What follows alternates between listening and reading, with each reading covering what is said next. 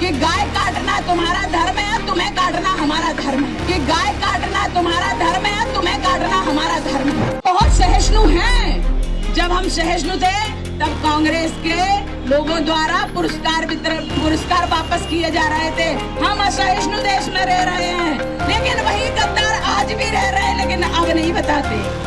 कश्मीर में बैठी हुई एक मियाइन, भले ही वो मुख्यमंत्री रही हो, वो मियाइन कहती है 370 नहीं हटेगा, खून की नदियां बह जाएगी।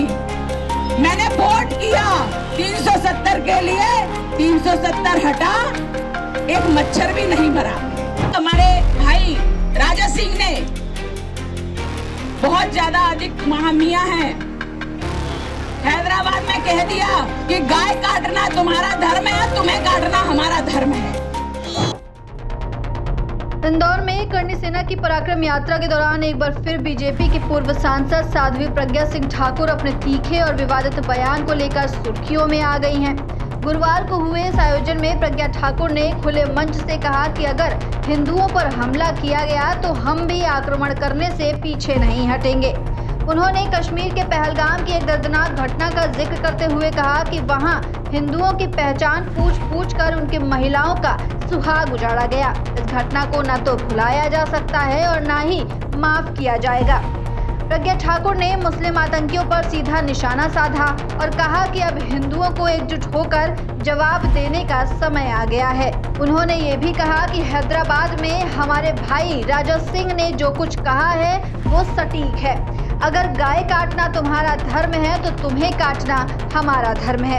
इस बयान ने कार्यक्रम में मौजूद समर्थकों के बीच जोश भर दिया और सोशल मीडिया पर भी ये तेजी से वायरल हो रहा है।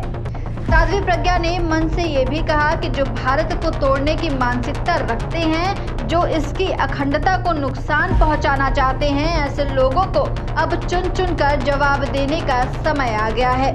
उन्होंने साफ शब्दों में कहा कि अब हिंदू चुप नहीं बैठेगा और जो भी देशद्रोही सोच के साथ खड़ा है उसे करारा जवाब मिलेगा।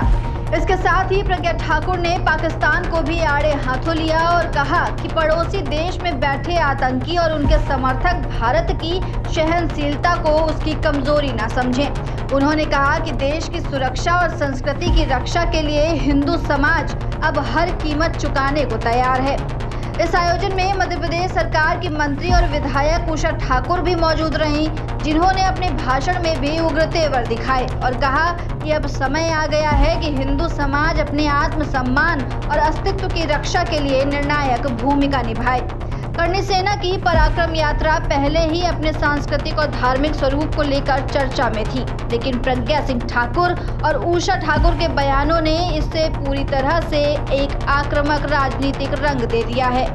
फिलहाल इस बयान पर सियासत गर्म है और प्रतिक्रियाओं का दौर जारी है।